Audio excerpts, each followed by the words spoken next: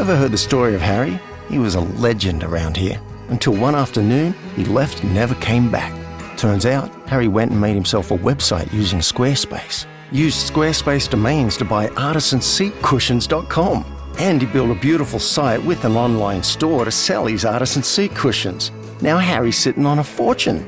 And if our Harry can do it, anyone can. Build your business at squarespace.com. Use offer code EVERYTHING for 10% off your website or domain. Yo, let's go. Another episode of the Keith McPherson Show. I'm not even going to hold you right now. I'm tight. Can y'all hear this in the background? Oh, good. She stopped. I'm trying to get my cat out of here, bro. Behind me is my cat's automatic kitty litter. We share this studio room. Can't put the kitty litter in the master bedroom. Can't put it in the living room. Can't put it in my son's room.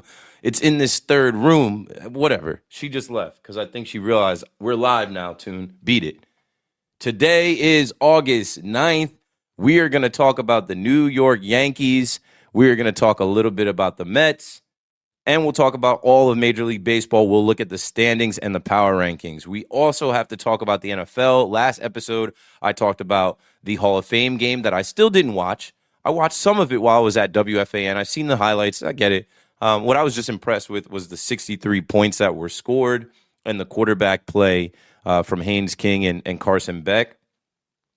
The games are starting. The preseason games are starting this Friday, Saturday, Sunday coming up for the NFL. We're getting closer and closer. We're now less than a month away from kickoff. I've been watching Hard Knocks. I just got that first episode in. I'm excited for tomorrow's episode. I've been watching Quarterback, and we're 5 Sundays away now from Red Zone and all that good stuff. So in this episode, we're going to quickly hit on Yankee stuff, some Mets stuff, just general baseball stuff, Tampa Bay Rays, Red Sox, Dodgers, looking at where the postseason is heading or where we're heading, looking at how the postseason is shaping up, and the postseason dates have been put out there now. And then we'll also talk about just some news, injuries, signings, and things coming out of the NFL. So tell a friend to tell a friend, episode 7 going live right now, the Keith McPherson Show on YouTube, on Instagram. And let me go to the Instagram right now because Instagram is separate. And so I want you guys to be able, I'm about to say, watch on YouTube. But shout out to the IG family as well. I want you guys to be able to see the Keith McPherson Show, episode 7, talking sports, going live in 5, 4, 3, 2, 1.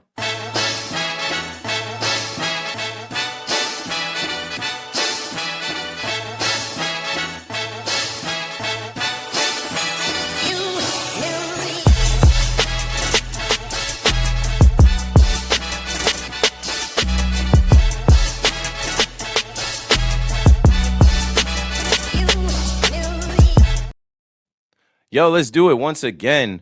Keith McPherson back in action. We are going to try and shoot for a Monday, Wednesday, Friday episodes because that'll hit us with 7, 8, and 9. And then next week, as we get to 10 double digits of the Keith McPherson Show, I've got some different things that are going on, some conversations that are being had, and things developing. I'm extremely blessed.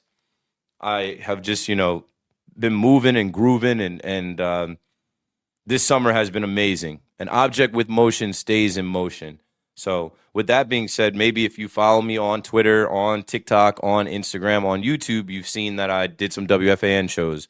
I was on WFAN yesterday for a third of the day. I did 12 a.m. to 5 a.m., which was like a last-minute fill-in for E.J. Stewart.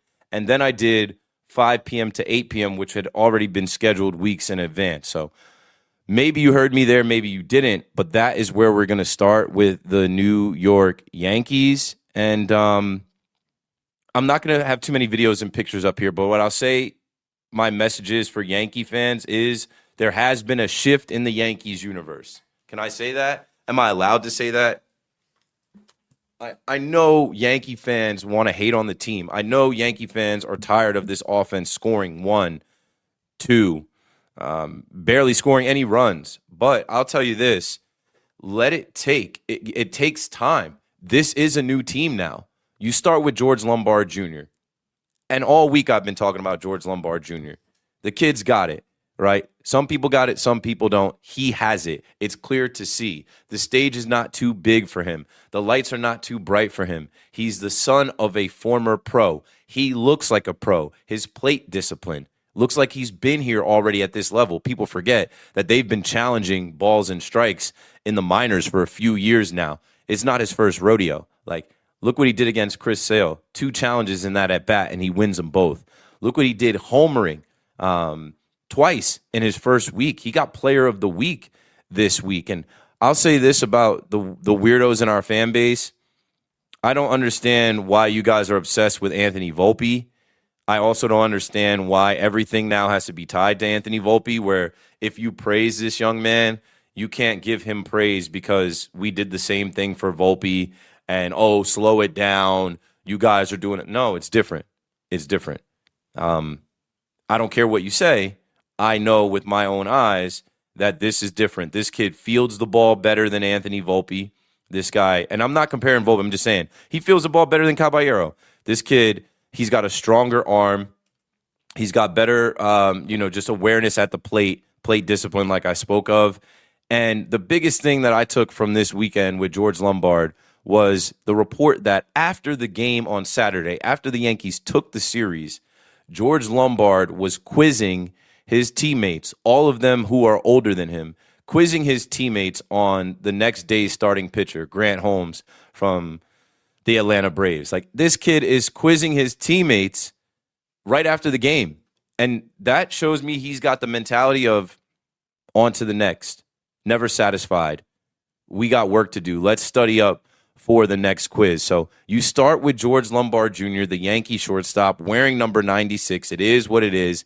I mean, they had to give him that number in the spring, and that's what he's issued for the year. Next year, he'll be able to, I guess, pick some type of number of his choosing. And I spoke about that on the air as well. His dad wore 17, 26, and 30 in his professional career, and all those numbers will be available to him. Luis Garcia Jr. is wearing 26 right now. Max Schumann has 30, and I believe Boone wears 17. But if that kid wants one of those numbers next year, they're going to want to sell George Lombard Jr. jerseys the same way they wanted to sell Anthony Volpe jerseys. They will get sold. So here you have this.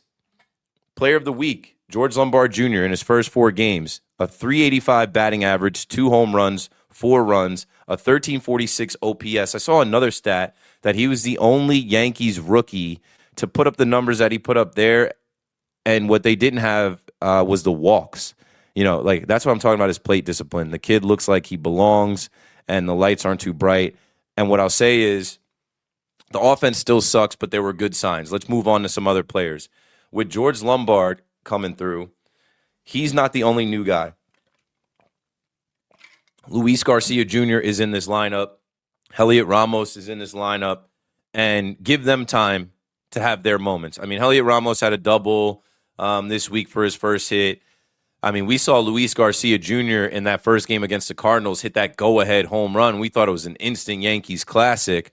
Obviously, they gave up 17 runs in that week. But I'll say this, folks. Let it take. Austin Wells has been hitting better. Please refresh your information on Austin Wells. He's been better. And I think because he survived this trade deadline, he's able to relax. He's here. He's the guy. He doesn't worry about losing his job. I also think Spencer Jones, seeing George Lombard on the field, seeing George Lombard in the clubhouse, in the locker room, they played a bunch of games together at AA, AAA. They're buddies. They're friends, right? If your mans can do it, so can you. It gives you some confidence. He came through on Old Timers Day, which Old Timers Day I enjoyed. I did think it was a little light when it started. That drone footage showed Yankee Stadium, and there was nobody in there. I couldn't make it. It was family day for me on Saturday since I was working all day Sunday. But I feel like, I don't know, Old Timers Day is not what it used to be. They are still going out there and playing a little bit. And now what's crazy is we're seeing younger guys in it. Like, we're seeing 2017 Yankees in it. We're watching Dellin Betances and Adam Ottavino, and Todd Frazier is in it. And it tripped me out. Like, I remember watching Todd Frazier in the Little League World Series when he was 12. Todd Frazier's from my area, Shore Conference. He went to Toms River South. We played them every year in football. So anyway, Old Timers Day was cool. The thing that I liked from Old Timers Day that I think people aren't speaking on My guy Coney, you guys saw last week I was at David Cohn's celebrity golf outing. Love Coney. Cohn asked Cam Schlittler about a rumor that he heard about him in college. Cam Schlittler went to Northeastern, and Coney said that there was a rumor that he pranked his frat buddies by going into their house and taking off the shower heads so that there was nowhere that they could shower with an actual like shower stream coming out like a hose.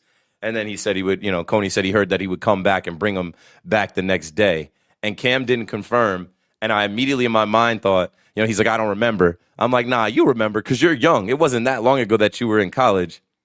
We all know that Cam Schlittler's dad is like a police chief up there in Massachusetts where he grew up. I think his dad is a tough customer. I think he's an authoritative figure and probably, he raised a good man. He raised a good son, a great player, probably hard on his son. I'm like, Cam knows his dad is watching. He's not confirming that story because he don't want his dad to know what was going on at school.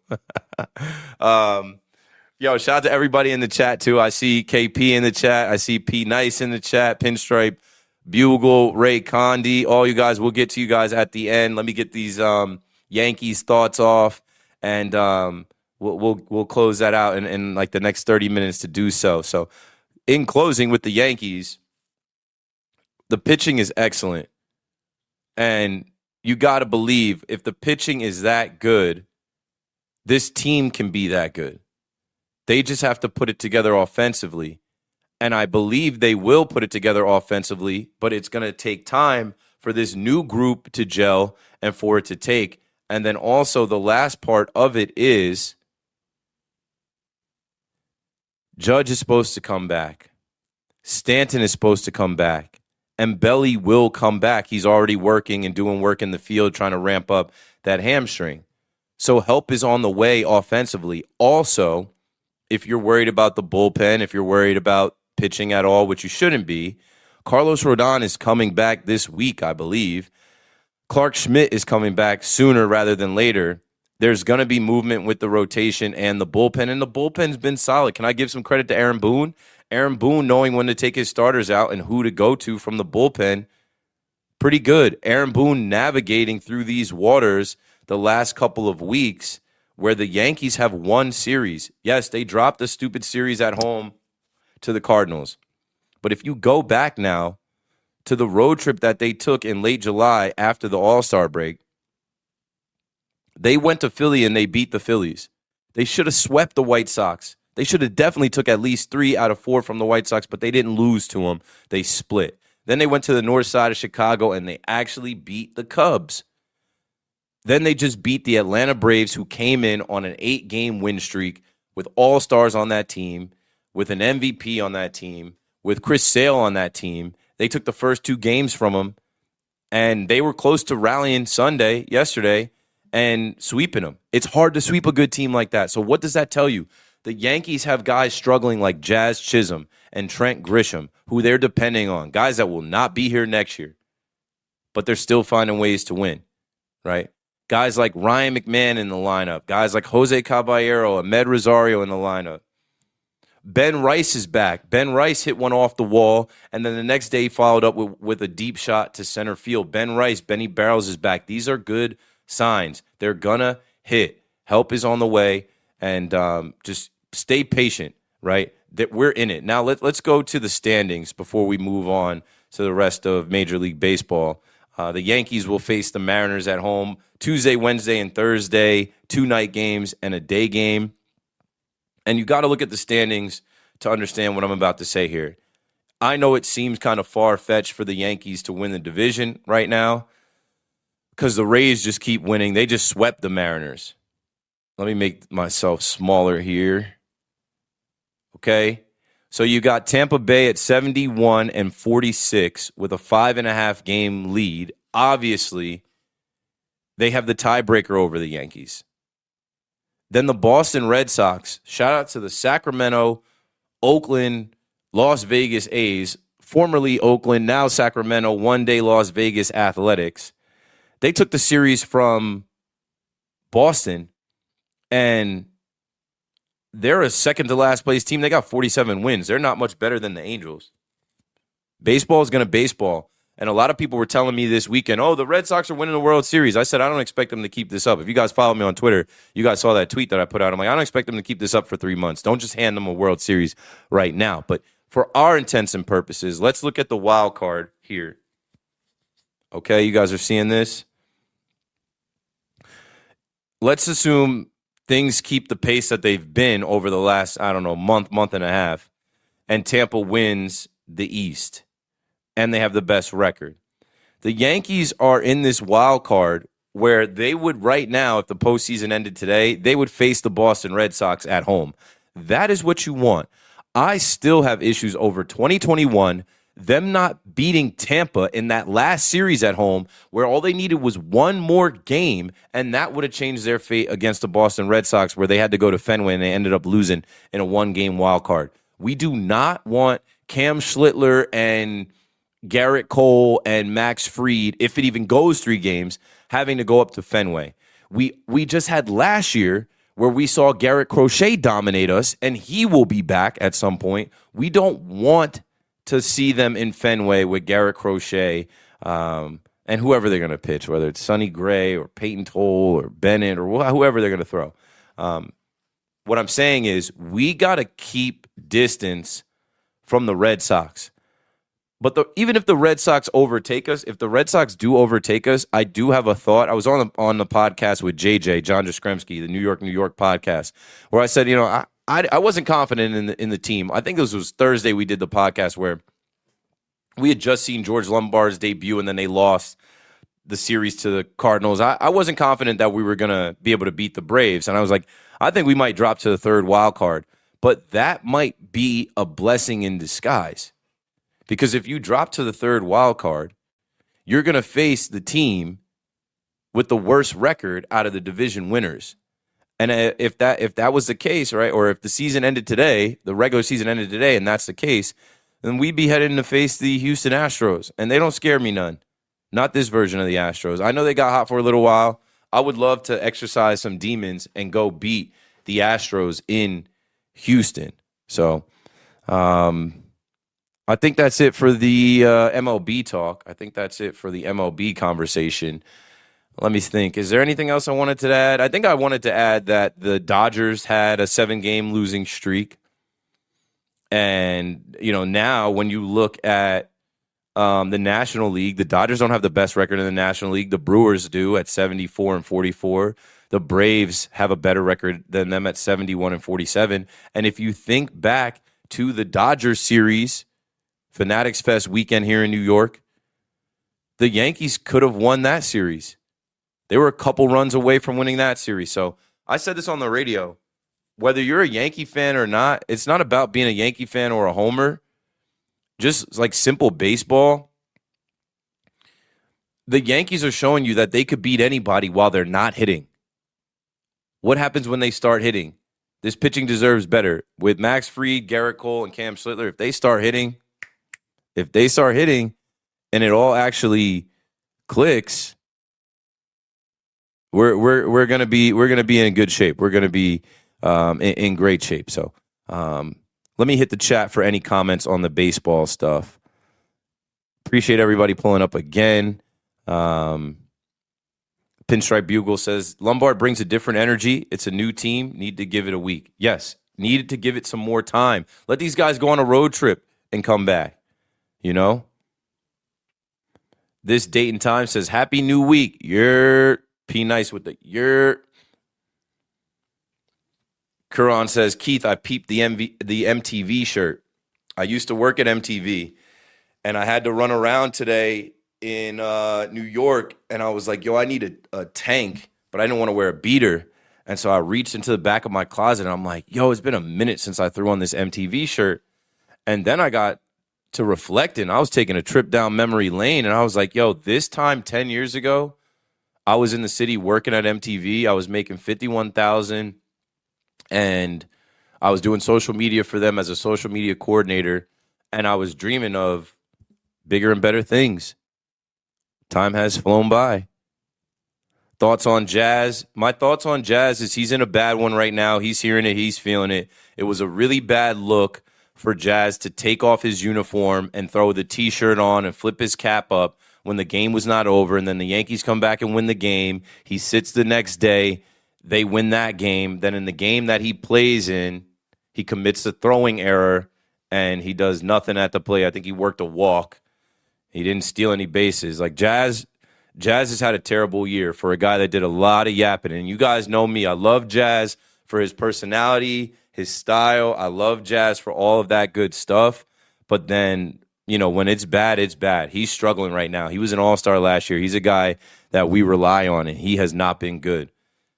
Mike says, Keith, I know Grisham homered yesterday, but think Jones needs to run every day in center field. He's the future, and there would be ups and downs. Yeah, Mike, I agree that Spencer Jones needs to get some more reps, not just late in games, not just after they pinch hit for Grisham. I also have been loud about somebody else leading off and not George Lombard. So let me say that loud and clear. Maybe we clip this. The Yankees need another leadoff hitter. Trent Grisham cannot be allowed to lead off anymore. Trent Grisham is one of the worst leadoff hitters we've ever had. Trent Grisham is not a leadoff hitter. He has reverted back to what we always knew he was going to be, a 210, 211 hitter, and he doesn't have the pop. I give him credit for the clutch gene. They flashed the stat yesterday that Trent Grisham has 11 home runs in high-leverage situations since 2025. That's the most in MLB. Cool. That's all good and dandy. That doesn't help me at the start of the game when he's grounding out. So, with that being said, let me pop this up. You just made me think of something from my WFAN show over the weekend. Somebody else has to lead off for the Yankees, and you do not put that pressure on the rookie. You guys want to talk about not comparing him to Anthony Volpe? What did they do to Volpe in his rookie year? They made him lead off. And then I even had a take on the radio, I think, in his second year, where they did it again. And I was mad about it because Boone told us the day before, oh, we see Volpe being the leadoff hitter, and he projects to be a leadoff hitter in this league in 10 years. And then we were facing the Marlins, and the lineup comes out the next day, and they put him there. Poor Volpe. Poor Volpe. They just, they did everything with the kid, and it just didn't work out. But look at this.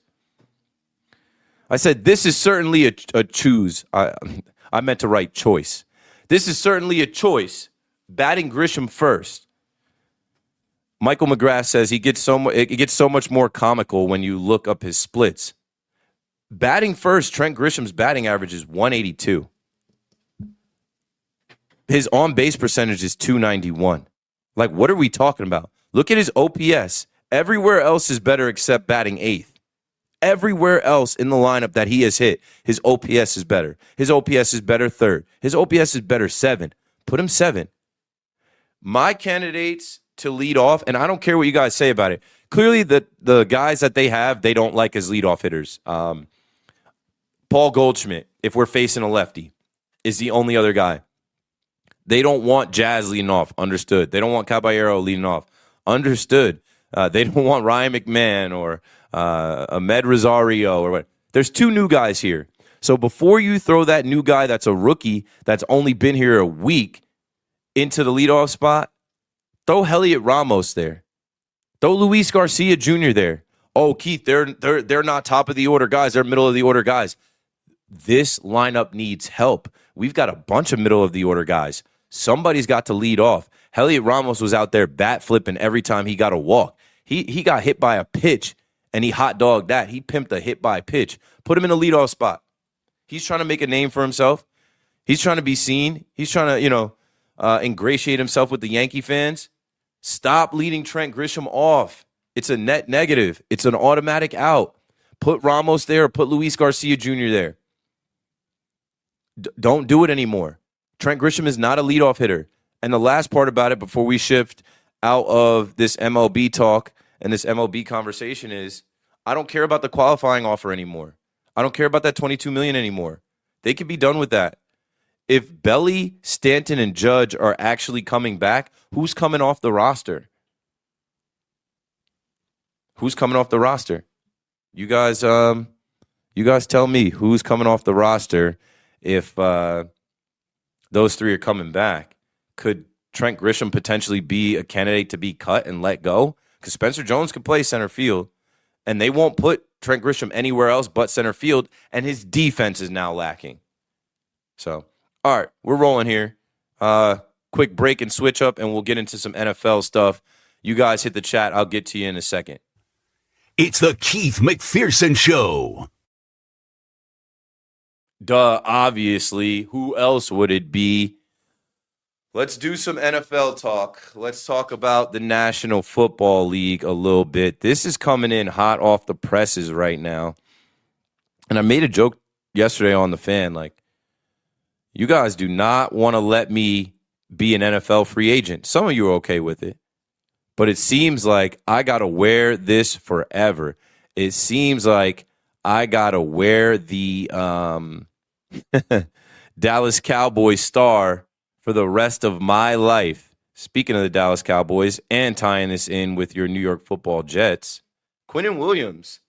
Quinnen Williams. Congratulations, Quinnen Williams. Can I get a... The Cowboys and star defensive lineman Quinnen Williams have agreed to terms on a 3-year, $105.9 million extension to make him one of the highest paid defensive linemen. The deal's done.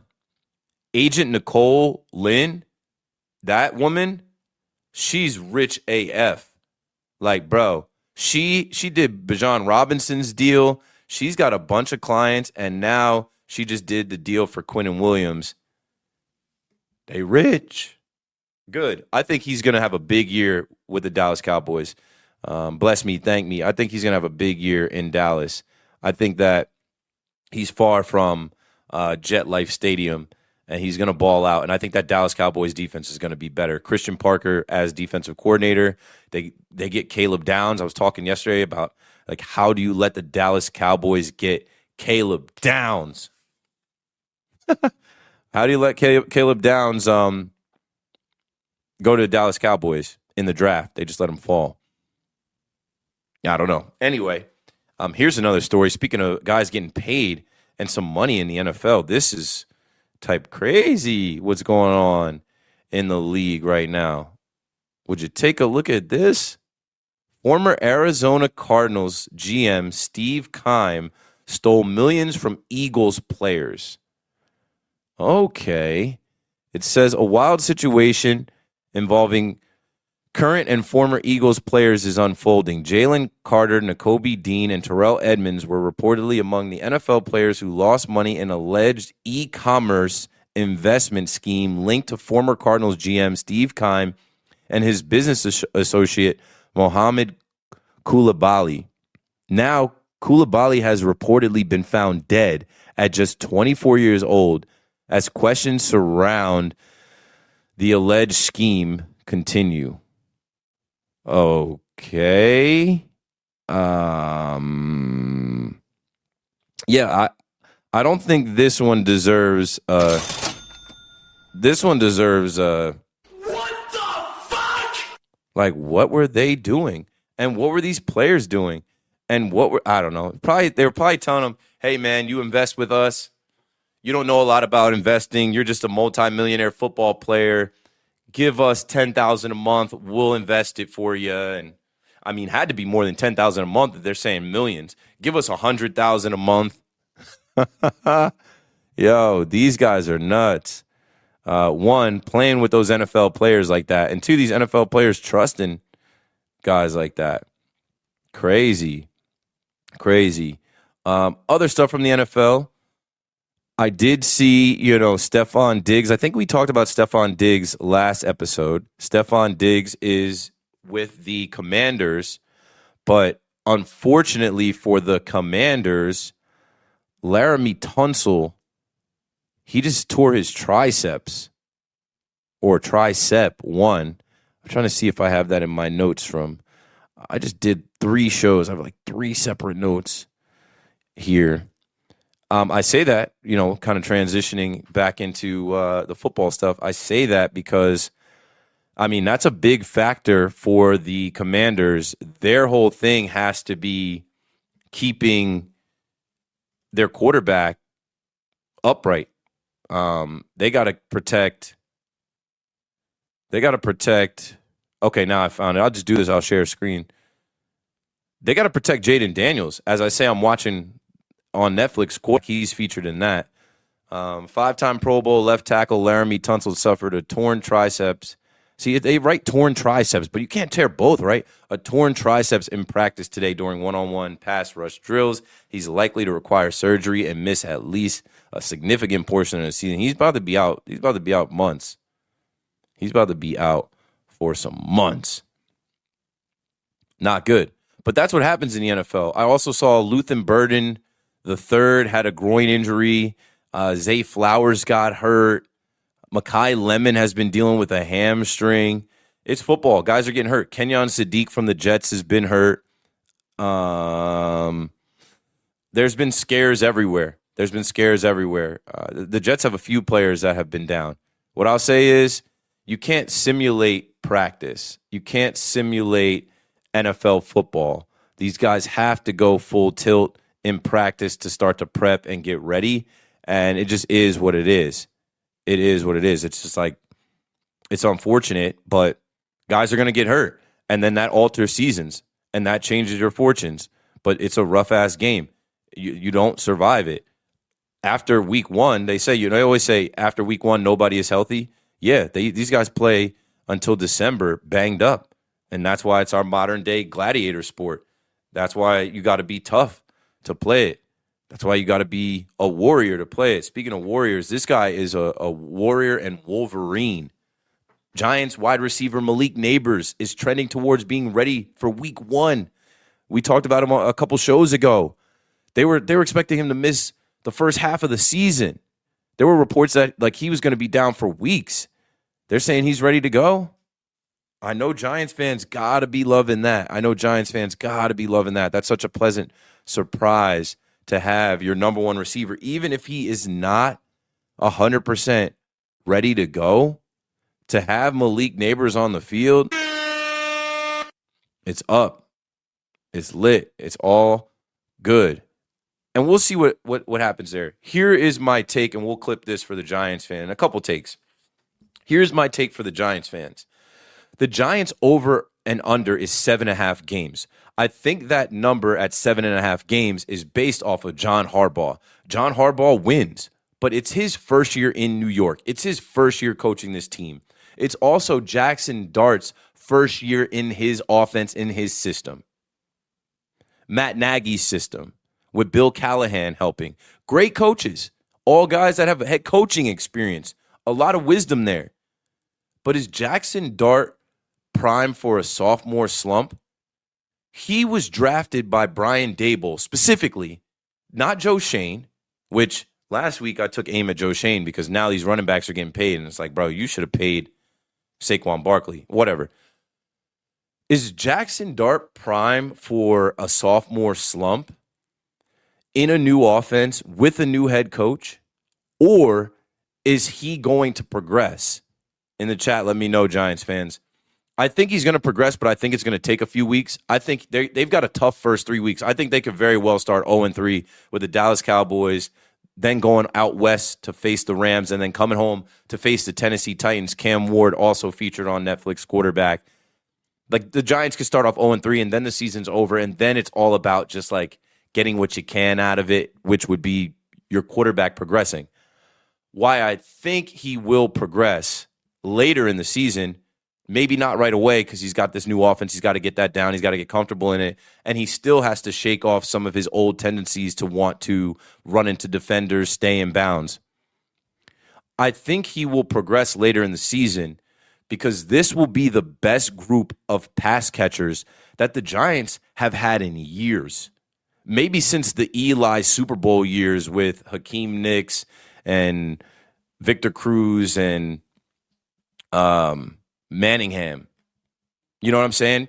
Because when you look at now Malik Neighbors, then you have Malachi Fields, Odell Beckham Jr., Calvin Austin, Darnell Mooney, and then there's fringe guys that they're not even sure are going to make the team that are good players like Braxton Berrios, Juju Smith-Schuster. I didn't even say Darius Slayton. Darius Slayton is a captain of the team. Darius Slayton is in that first group, not the second group. I also didn't mention Isaiah Likely at tight end.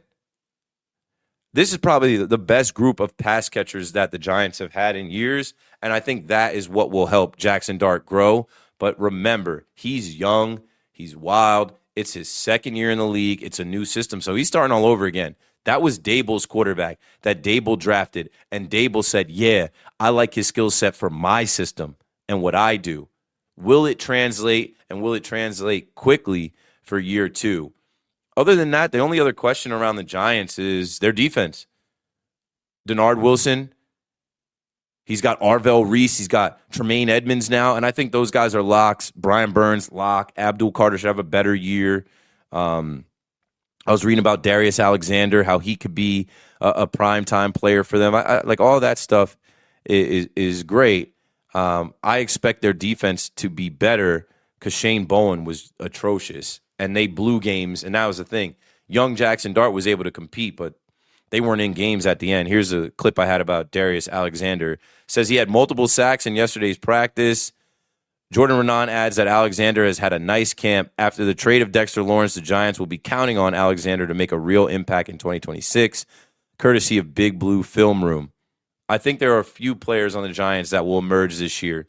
I'm interested to see what Colton Hood looks like. I'm interested to see what Greg Newsome looks like. Rumor has it Deonte Banks is going to be a starter because his skill set is better in this defense.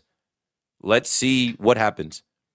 Some question marks probably around, guys like Javon Holland, Tyler Nubin, Andrew Phillips, like the safeties.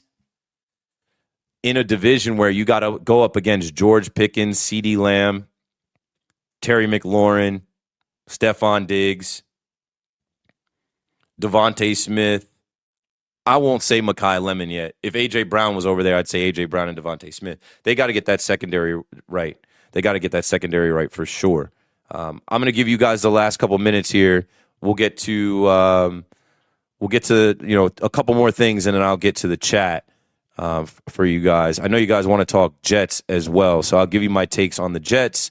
Again, I think both teams are going to be more competitive this year in different ways. I think the Giants will be able to close games like they couldn't. And I think the starter games are going to be better for the Jets, where Jets fans aren't going to just be copping out, turning the game off, saying, who cares, we're already down 21-0.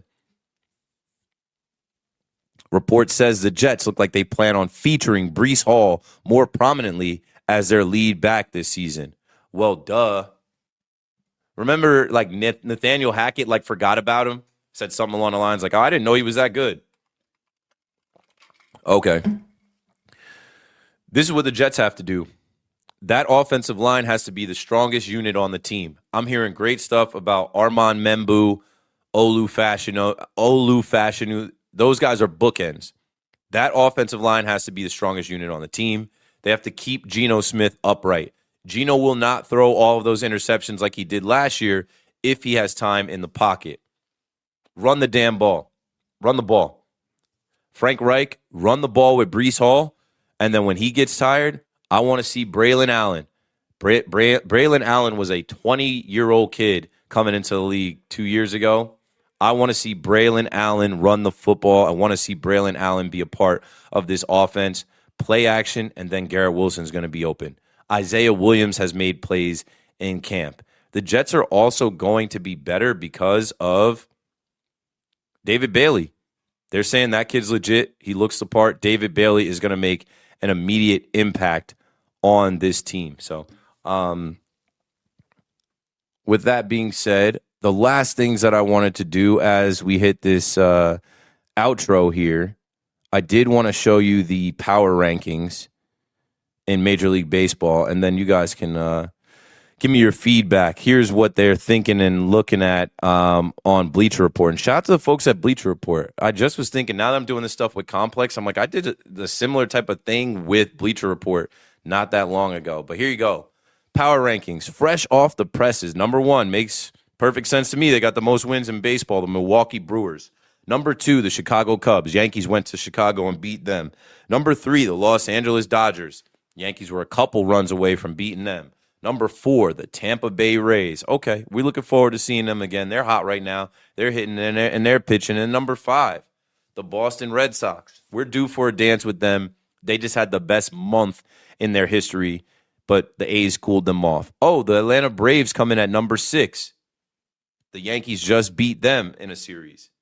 Number 7, your New York Yankees, who don't have the MVP, who don't have the MVP of this year's All-Star game, who don't have the MVP of the 2022 All-Star game. They don't have Judge, they don't have Belly, they don't have Stan. Number 8, the Phillies. Number 9, the Arizona Diamondbacks. Shout out to Jonathan Loizaga. And number 10, the Dads, the San Diego Padres. Okay, let me get this last couple minutes here for chat stuff. And let me just double, triple check. There's nothing in my notes that I really want. Oh, there's one thing I wanted to hit. And I was going to save it for last. I was going to save it for the end. I was going to save this one for the end. Tim Anderson has announced his retirement after 10 MLB seasons. Tim Anderson. Let me talk about Tim Anderson for a minute. And I know you guys might know something about Tim Anderson, but there's a few things I could say about Jackie. He called himself Jackie. You guys remember that? Tim Anderson doing that? I was rooting for the brother. I really was. He won the batting title. I saw a young black shortstop in Major League Baseball. Then I heard he got suspended using the N-word. I was like, bro, chill. Then he chucked his bat against the Royals and he said, I'm the new Jackie Robinson. I'm the Jackie Robinson of fun. What the fuck? Jackie Robinson wasn't having fun, bro. You show me that you never read about Jackie Robinson and what he went through. There's no such thing as a Jackie Robinson of fun. Then he comes to Yankee Stadium. I happen to be in Legends, and he gets in a little kerfuffle with Josh Donaldson. Why? Because Josh Donaldson, who formerly was on the Twins, had some run-ins with him in division when he was with the White Sox, where he referred to him as Jackie. But, you know, he waited till he got on the greatest stage, to have an issue with it. And then Tony La Russa acted like Josh Donaldson called him the N-word. It became a big thing. I go on MLB Network as a Yankee fan, and I'm stating my case against Tim Anderson. I couldn't defend it. And then what else happened to Tim Anderson? As I try to defend the guy, I'm rooting for everybody black. We need more black players in the game. He had some egregious baby mama drama. You go do the research. I don't got time to go through some of the terrible things that I heard about his mistress, his wife, his kid. Oh, that's none of my business, but you could go check it out if you want to. And then what happens after all that? Jose Ramirez, J-Ram, slept his ass, sent him to the nether realm. Sent him to the nether realm. All right, that's all I got, man. Let's hit this chat quickly, and then I'll get up out of here. I got a call into college radio station at 6, so let's see if there's any good ones in here. Keith, do you think Klubnik has a shot in the NFL? I do. I think the Jets, they play Chris Streveler. They play Mike White.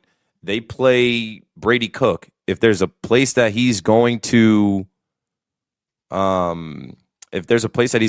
a chance to play, it's there. You know, let's see. Uncle Alert's in the chat. 440 Jules. Uncle Alert's in the chat. Oh, I guess Tyrone and Karan, you guys are talking about being Unc.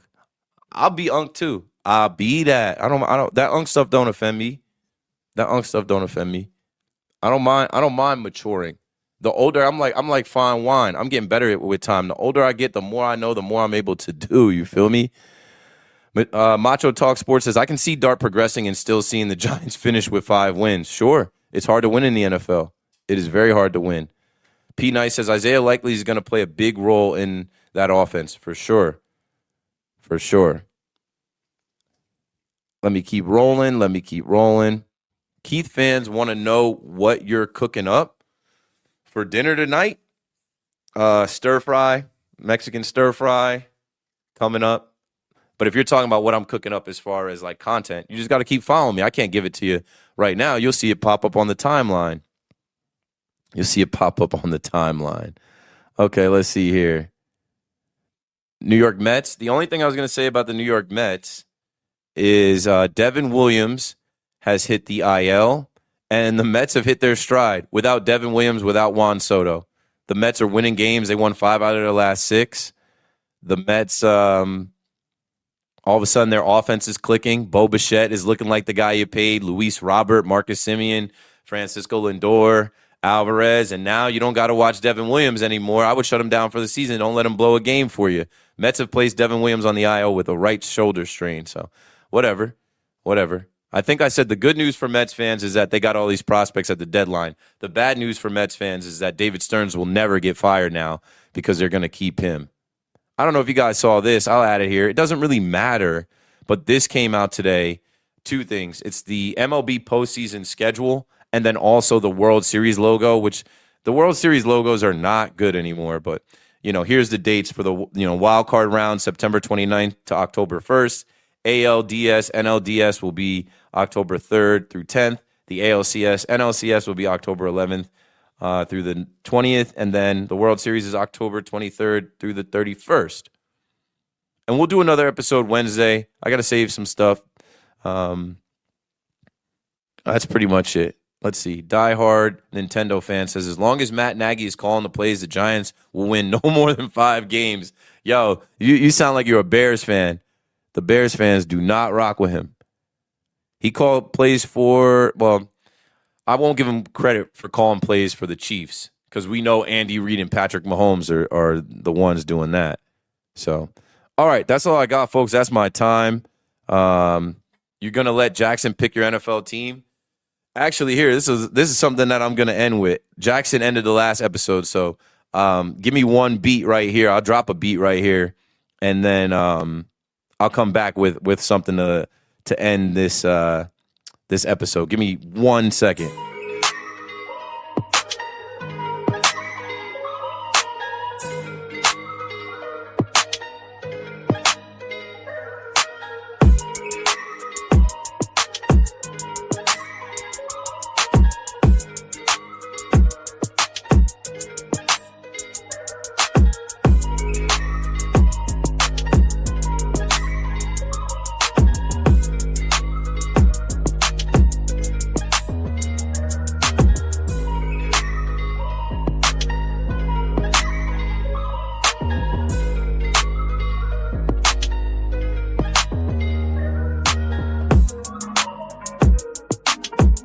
All right, so this is how Jackson McPherson and Keith McPherson will be rocking week 1.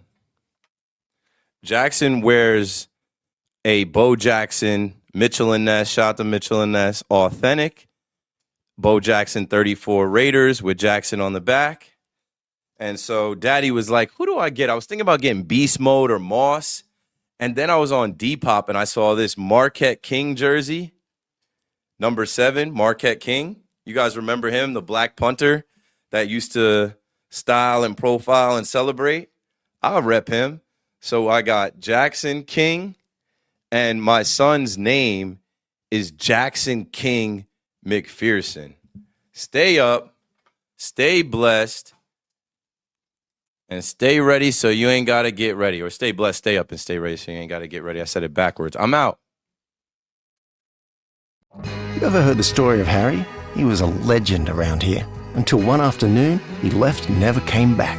Turns out, Harry went and made himself a website using Squarespace. Used Squarespace domains to buy artisanseatcushions.com.